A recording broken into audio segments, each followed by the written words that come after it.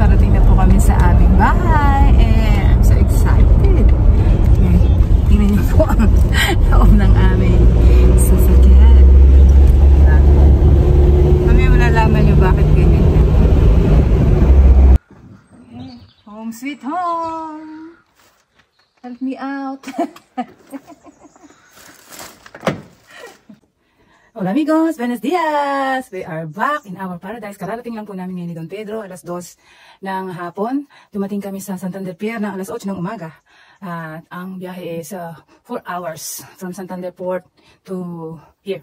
At napakalaki advantage po ng pagsakay ng boat.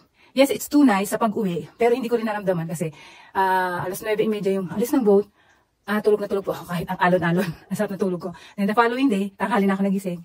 Ang sarap pa ng tulog ko kinagabihan. So, ito na po kami. At bakit ba advantage ang pagsakay sa boat? Ito po, makikita niyo kung bakit.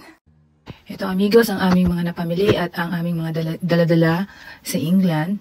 At ito naman ang mga karton na galing sa Pilipinas na dinala ng aming kaibigan.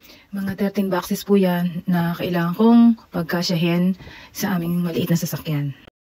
Okay amigos, buksan na natin si Cardong Viajero. Oh. Ayan po amigos. Ang dami naming nailagay sa aming sasakyan. Let's take a closer look. Ayan po amigos, punong-punong po yan. Siksik, liglig, kumbaga. Ayan, inano ko na yung mga damit. Bakit po ba marami kang bagahe? Kasi pumunta yung aming kaibigan na nasa Hailey, England, dinala yung ilang boxes namin from Pilipinas. Kaya pinuntahan namin para dalhin dito sa Spain. At ilang boxes nga ba yun? 12 boxes yata. Ang nailagay ko po dito ay 10 boxes. At may natira pa po doon yung mga paintings. At parang mayroon pang isang malaking box, hindi ko lang nabuksan na. Dahil punong-puno na po siya. At meron pa pong, ito binigay lang po ng mga kaibigan sa nasa Hailey. Pakikita ko sa inyo mga ano yan.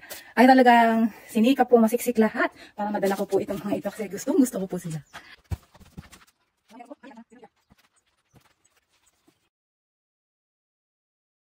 So, amigos, naalis ko na yung konti. Ayun ang ano niya. Siksik po talaga yan. Ito po yung mga photo albums namin.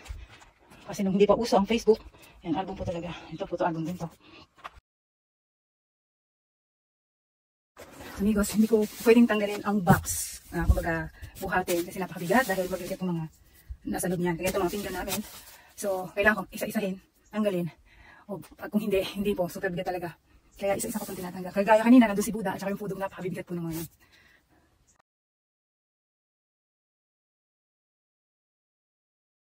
Ayan po amigos, ang aming sasakyan na si Cardong Viajero. Napakalit lang po ng sasakyan na yan. Tudor nga lang eh. Tudor lang po ang aming sasakyan. Ayan.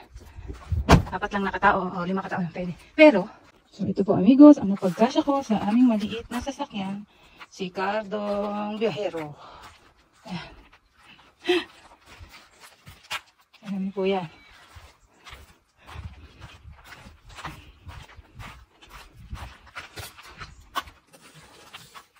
At, ayan. Yung mga plato na yan. Plato na ito. Itong paring kabodya.